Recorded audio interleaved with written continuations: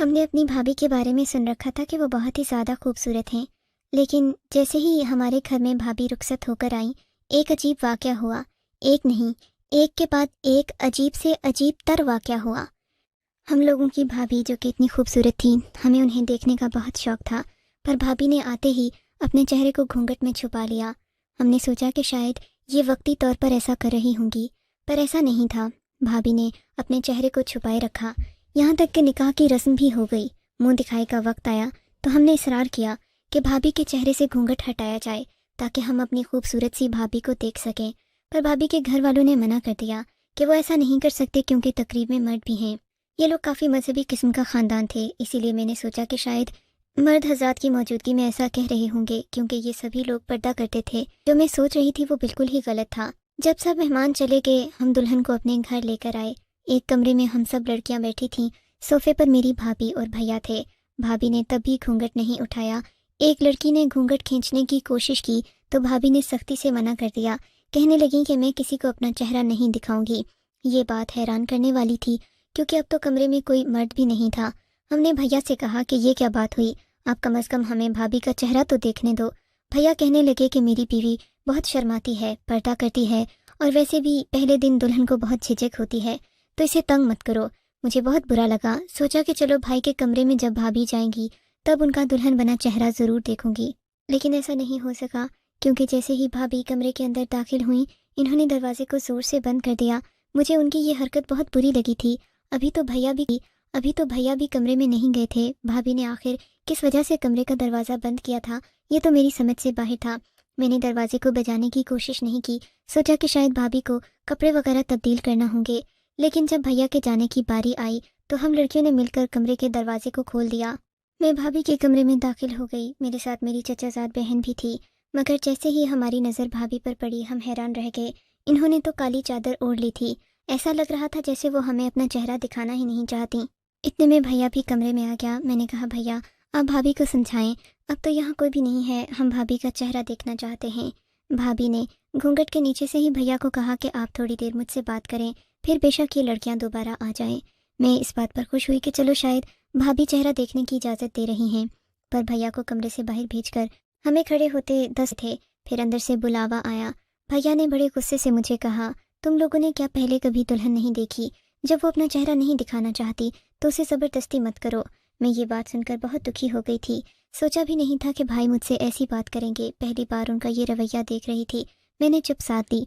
हम लोग बाहर आ गए थे। सादिया भी मेरी तरह मुंह लटकाए बैठी थी। उसे भी दुल्हन का चेहरा देखना नसीब नहीं हुआ था। मैंने कहा, सादिया फ़िक्र नहीं करो, तुम तो यहीं पर हो ना, हम लोग सुबह सुबह नाश्ते पर भाभी का दर्शन कर लेंगे, बिल्कुल भी फ़िक्र नहीं करो। मेरी बात सुनकर सादिया हंस पड़ी, बोली कि क्या पता नाश्ते पर भी उनका चेहरा देखना नसीब होगा या नहीं। यही सोचकर हम दोनों सोने के लिए अपने अपने कमरे में चले गए। लेकिन फिर अजीब बात हुई थी। रात के तकरीबन 2 बजे थे। मैं और हुरिया गहरी नींद सो रहे थे, साथ ही सादिया भी थी। तभी भैया के कमरे से एक दिलदोज़ चीख की आवाज़ सुनाई दी। हम लोग डर गए कि खुदा जाने क्या हुआ है। भागते हुए हम कमरे से बाहर आए तो एक और चीख की आवाज़ आई। मैंने भैया के कमरे का दरवाज़ा बजाया, तब भैया ने खुद ही दरवाज़ा खोल दिया। उनके चेहरे से पसीना छूट रहा था। मुझे अपने भाई की ये हालत देखकर बहुत हैरत हुई थी। भैया तो कभी भी ऐसा नहीं करते थे, बहुत ही बहादुर और नेक तबीयत के मालिक थे। मैंने परेशान होकर भैया से पूछा, क्या बात है भाई, आप ठीक तो हैं? इतने परेशान क्यों लग रहे हैं? भाई ने अपना पसीना पोंछते हुए कहा, हाँ मैं तो बिल्कुल ठीक हूँ। तुम बताओ, घर में बाकी किसी ने ये आवाज़ तो नहीं सुनी? यहाँ पर तो दीवारों के भी कान होते हैं। मैंने कहा, नहीं भाई, किसी ने कोई बात नहीं सुनी, आप बिल्कुल फ़िक्र नहीं करो। इस बात पर भाई मुतमईन हो गए, दरवाज़ा बंद कर दिया। मुझे कुछ नहीं बताया कि क्या हुआ है। मैं वापस आई तो सादिया पूछने लगी कि क्या बात थी। मैंने कहा कि भैया से कह रही थी कि सुबह अपनी दुल्हन ज़रूर दिखाइएगा, वरना हम आपसे हो जाएंगे। सादिया भी हंस पड़ी। हम लोग सो गए, मगर सुबह नाश्ते पर भी भाभी ने अपना चेहरा नहीं दिखाया। मैंने अम्मा से कहा। अम्मा भी कहने लगीं कि बहू का चेहरा तो होता ही देखने दिखाने के लिए है, इन चीज़ों से ही तो घर की रौनक बढ़ती है। कम अज़ कम अब तो तुम्हें अपना चेहरा हमें दिखा देना चाहिए। पर भाभी ने इस बात का कोई जवाब नहीं दिया। मुझे तो ये सरासर बदतमीज़ी लगी, पर भाई की तरफ से भाभी की हिमायत देखकर मैं चुप रह गई। मैं कभी भी इस नए रिश्ते को बर्बाद या ख़राब नहीं करना चाहती थी। हम अपनी इस अना की खातिर इतने खूबसूरत रिश्ते को बर्बाद तो नहीं कर सकते थे। यूँ बात आई गई हो गई। भाभी नाश्ता करके वापस अपने कमरे में चली गईं। अब ख़ानदान की तरफ से दावतों का सिलसिला भी तो शुरू होना था। रात हो गई। मैं इसी ताक में थी कि किसी तरह मैं अपनी भाभी का चेहरा खुद तो देख लूं, भले वो लोगों को ना दिखाएं। लेकिन नाश्ता करने के फ़ौरन बाद भाभी अपने कमरे में चली गईं। हमें भाभी से बहुत सारे गिले शिकवे थे। हम लोग इसी तरह चुप रहे कि कहीं भाई परेशान न हो जाए। अगली सुबह भाई ने खुद आकर अम्मी को बताया कि आज मेरी बीवी आपके सारे गिले शिकवे दूर कर देगी। मैं समझी कि शायद भाभी हम सबको अपना चेहरा दिखाएंगी, हमसे इस बात की माजरत करेंगी, लेकिन ऐसा नहीं हुआ। थोड़ी देर के बाद भाभी के कमरे का दरवाज़ा खुला। वो बाहर आईं तो उनके चेहरे पर बददस्तूर घूंघट ही था। कहने लगी कि मैं आज से किचन में खाना पकाऊंगी और आप सब लोगों की इतनी खिदमत करूंगी कि अपनी माँ बाप की जैसी उनकी किया करती थी। मैं बहुत फर्मा बरदार बेटी थी अपने माँ बाप की। ऐसा हो ही नहीं सकता कि मैं आप लोगों का दिल न जीतूं। भाभी की बातें तो बहुत अच्छी थीं, पर इन्होंने अपना चेहरा हमें अभी तक नहीं दिखाया था। इसी बात पर तो हम नाराज़ भी थे, खफा भी थे। लेकिन भाभी ने कुछ इस तरीके से बात की कि हम सब इसी बात पर शुक्र अदा करने लगे। भाई कहने लगे कि आजकल ऐसी बहुएं मिलती ही किसे हैं जो कि ससुराल वालों की खिदमत का बेड़ा उठा लें। आप लोगों को तो मेरा शुक्रिया अदा करना चाहिए और मेरी बीवी का भी, कि वो आप लोगों को खुश करने की इतनी कोशिश कर रही है और आप लोग हैं कि एक ही बात के पीछे पड़ गए हैं। मेरी बीवी तो सिर्फ आप लोगों की खुशी के लिए ये सब कर रही है, वरना वो चाहे तो आप लोगों से बात ना भी करे तो आप उसका क्या बिगाड़ सकते हैं। भाई की बदली जुबान और बदला रवैया देखकर हम लोग बहुत हैरान थे। ये वही भैया था जो हमसे कहा करता था कि मैं अपनी बीवी से कहूँगा मेरी माँ और बहनों की इज्जत करे। यहाँ इज्जत तो दूर की बात, भाभी तो हमें अपना चेहरा भी नहीं दिखा रही थी। ये बात बहुत तकलीफ दे थी, पर क्योंकि अब भाई का रिश्ता बदल गया था तो हमने खामोशी इख्तियार कर ली। उस दिन हम सब ने जी भर कर खाना खाया था। भाभी ने बहुत मज़ेदार खाना बनाया। खाना खाने के बाद मैं अपने कमरे में आई तो मुझे अजीब सी नींद आने लगी। आंखों के सामने भाभी का घूंघट वाला वजूद घूम रहा था, जिसको उन्होंने अभी तक हमसे छुपा रखा था। चेहरा देखना तो दूर की बात, भाभी ने मुझसे हम कलाम होकर बात भी नहीं की थी। लेकिन मैं क्या जानती थी कि इससे भी बड़ा तूफान हमारा मुंतज़िर है। उस रात हम लोग खाना खाकर सोए तो मेरी तबीयत भी अजीब सी थी। मुझे लग रहा था जैसे कुछ बहुत बुरा होने जा रहा है। आधी रात को मेरे कमरे के दरवाजे पर दस्तक हुई। मैंने दरवाज़ा खोला तो सामने अम्मा बेचैन सी खड़ी थीं। मैंने पूछा कि क्या हुआ है। कहने लगी कि बेटी मुझे नींद नहीं आ रही, ऐसा लगता है कि कुछ बहुत अजीब होने जा रहा है। मैंने कहा अम्मा मुझे भी ऐसा ही लगता है, लेकिन आप भी वहम ना करें, खामखा की बातें सोचने से इंसान का सुकून तबाह होता है। अम्मा ने मेरी बात पर सर हिला दिया, बोली कि मैं तुम्हारे कमरे में ही सो जाती हूँ। हम लोग अपने कमरे में आ गए थे। मुझे सोए हुए तकरीबन 2 घंटे ही हुए थे कि भाभी के कमरे से चीखों पुकार की आवाज़ आने लगी। इतनी ज़्यादा चीखों पुकार के सुनकर मेरा भी दिल हौल उठा। मैंने फ़ौरन से अम्मा को जगाया। अम्मा भी अचानक से परेशान हो गईं। हम लोग दरवाज़ा ऐसा 3-4 बार हो चुका था कि भाई के कमरे से चीख की आवाज़ आई थी। मैं जैसे ही भाभी के कमरे तक पहुंची, भाभी ने दरवाज़ा खोला और चीखना चिल्लाना शुरू कर दिया। मैंने देखा उनके बाल बिखरे हुए थे और अभी भी चेहरा बालों में डूबा हुआ था। वो बुरी तरह से चिल्ला रही थीं। कमरे में नीम अंधेरा था। मैं उस वक्त भी उनका चेहरा सही से देख नहीं पाई। भाभी को इस हालत में देखकर मैं समझ गई कि ज़रूर कुछ बुरा हुआ है। इससे पहले कि मैं कुछ पूछती, मेरी नज़र भैया पर पड़ी जो कि बेसुध होकर बिस्तर के दरमियान में पड़े हुए थे। डबल बेड के दरमियान में वो किसी बेजान शय की तरह पड़े थे। मेरे दिल में टीस सी उठी। मैंने जाकर भैया के वजूद को हिलाया, पर वो तो जैसे बेजान हो चुके थे। भाभी ने अपना सर नोचते हुए रोना और पीटना शुरू कर दिया।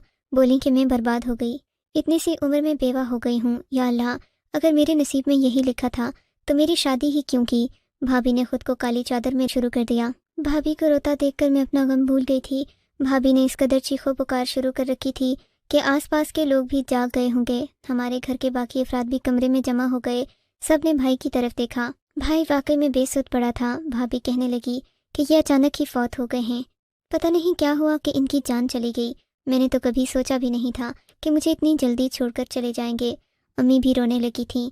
शादी के पहले ही महीने में इतनी बड़ी तबाही, भाई इस दुनिया से चला गया, इससे ज़्यादा हमारे साथ और क्या हो सकता था। मैं भी फर्श पर बैठी रोने लगी। मेरा छोटा भाई भी आ गया। उसने आते ही भाभी को दिलासा दिया। मैं उसकी तरफ देखती रह गई। भाभी आप खुद को संभालें, अब आप इस घर की उम्मीद हैं। खुदा के लिए आप तो ऐसा मत करें। मेरा भाई भी भाभी को सहारा दे रहा था। मैं हैरान थी कि अपनी माँ को सहारा देने की बजाय वो अपनी भाभी की तरफ क्यों बढ़ रहा है। हालांकि भाभी ने अभी तक उसे अपना चेहरा भी नहीं दिखाया था। ये तो बड़ी अजीब सी बात थी। मुझे तो अपने छोटे भाई पर शक होने लगा। दिल में तरह तरह के अजीबोगरीब ख्यालात आने लगे, पर मैं शक नहीं करना चाहती थी, इसलिए खामोशी से बैठ गई। अब जो हो चुका था सो हो चुका था। भाभी के घर वाले भी फौरन ही पहुंच गए। सुबह 6 बजे तक ये बात पूरे शहर में फैल चुकी थी कि मेरा भाई शादी के पहले महीने ही वफात पा चुका है। मगर सबसे बड़ी बात तो ये थी, اور سب سے زیادہ حیران بھی اسی بات نے کیا تھا کہ بھابھی نے بجائے غم منانے کے اس بات پر زور دینا شروع کر دیا کہ جلد از جلد بھائی کے جنازے کو دفن کیا جائے۔ وہ چیختے پکارتے سب سے یہی کہہ رہی تھیں کہ میرے شوہر کو دفن کرو، مجھ سے دیکھا نہیں جا رہا، وہ میرے سامنے لاش کی طرح پڑا ہے۔ کسی کو بھی اپنے مردے کو دفنانے کی اتنی جلدی نہیں ہوتی جتنی کہ بھابھی کو تھی۔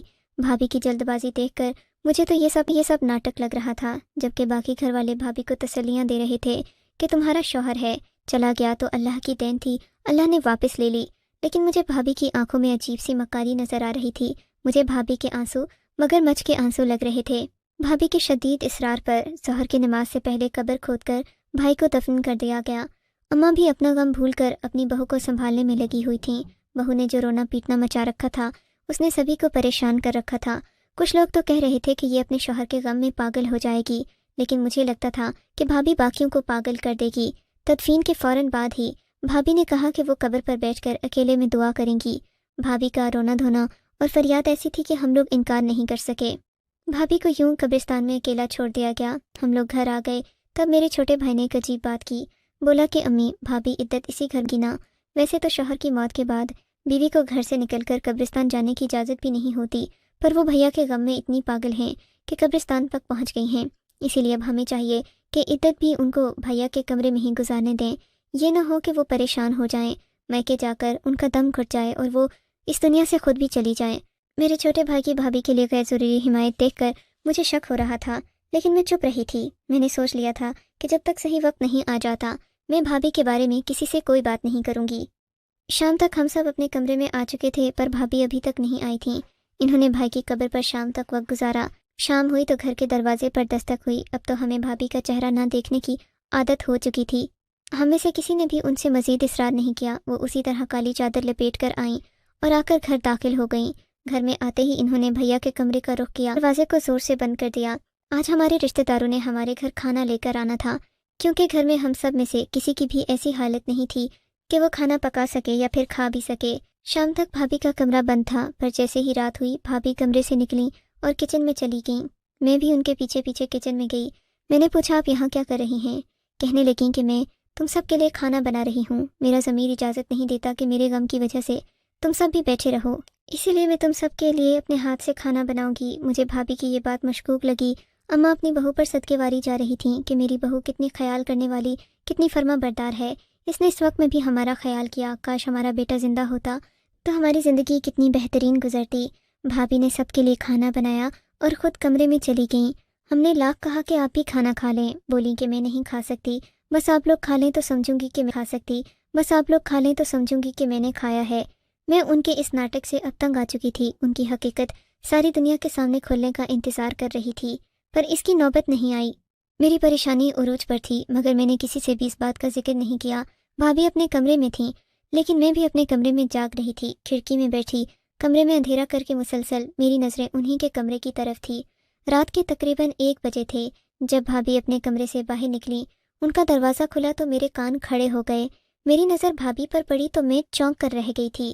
انہوں نے خود کو سر سے پاؤں تک دلہن کی طرح سجا رکھا تھا اور آج ان کا چہرہ بھی نظر آ رہا تھا۔ اس قدر خوبصورتی میں نے زندگی میں پہلی بار دیکھی تھی۔ بھابھی نے لال رنگ کا جوڑا پہن رکھا تھا، ان کے ہاتھوں میں ایک تھالی تھی جبکہ بغل میں ایک گٹھری سی دبائی ہوئی تھی۔ میں یہ حلیہ دیکھ کر پریشان تھی۔ مجھے تو لگا جیسے یہ کوئی اور لڑکی ہے، پر بھابھی کا حلیہ، جسامت، مجھے سب یاد ہو چکا تھا۔ وہ عورت کوئی اور نہیں تھی بلکہ میری اپنی بھابھی ہی تھی۔ میں انہیں دیکھ کر حیران ہو گئی، سوچا کہ اگر کمرے کا دروازہ کھولا تو انہیں پتہ چل جائے گا کہ میں ان کا پیچھا کر رہی ہوں، یا پھر شک ہو جائے گا۔ اسی وجہ سے میں خاموشی سے دیکھتی رہی کہ اگر وہ گھر سے باہر نکلتی ہیں یا واپس اپنے کمرے میں آتی ہیں تو مجھے پتہ چل جائے، پر نہ ہی وہ واپس اپنے کمرے میں آئیں اور نہ ہی گھر کے دروازے سے باہر نکلی۔ کافی دیر گزر گئی، میں ان کا انتظار کرتی رہی، پھر مجبوراً کمرے کا دروازہ کھولا۔ باہر آ کر دیکھا تو وہ کہیں نظر نہیں آ رہی تھیں۔ میرا شک گھر کے مرکزی دروازے کی طرف گیا۔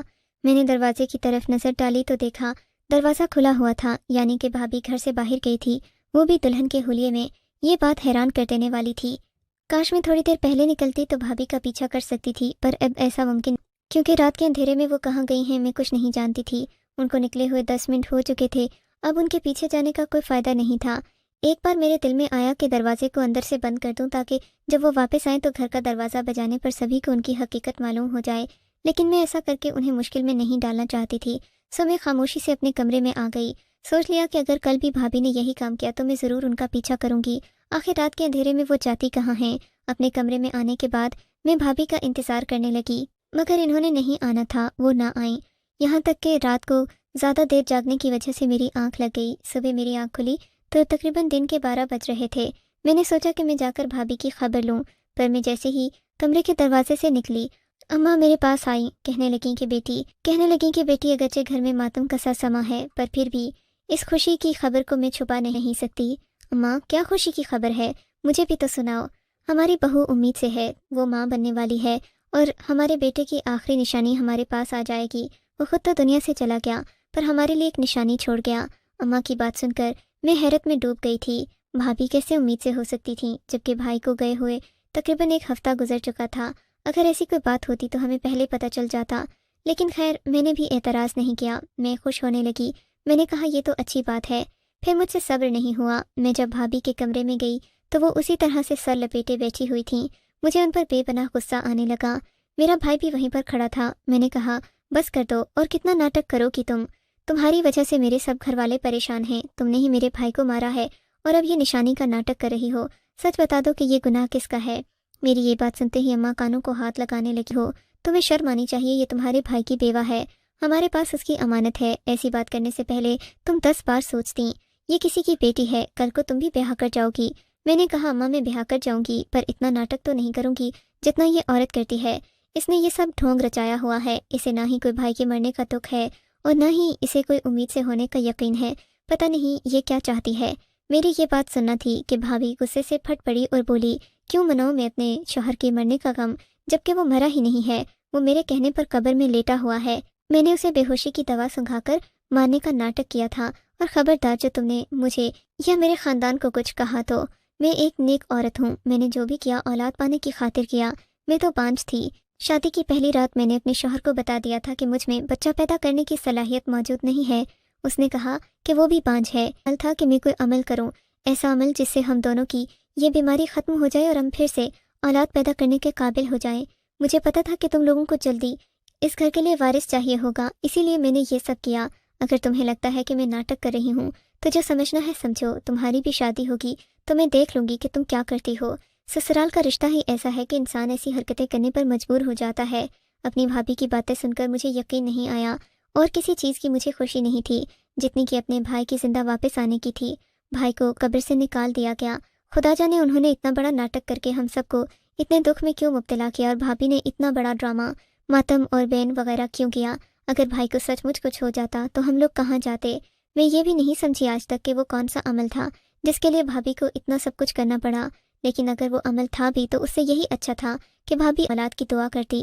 خدا جانے لوگ نماز جیسے قیمتی عمل کو چھوڑ کر ایسی فرسودہ چیزوں میں کیوں پڑتے ہیں۔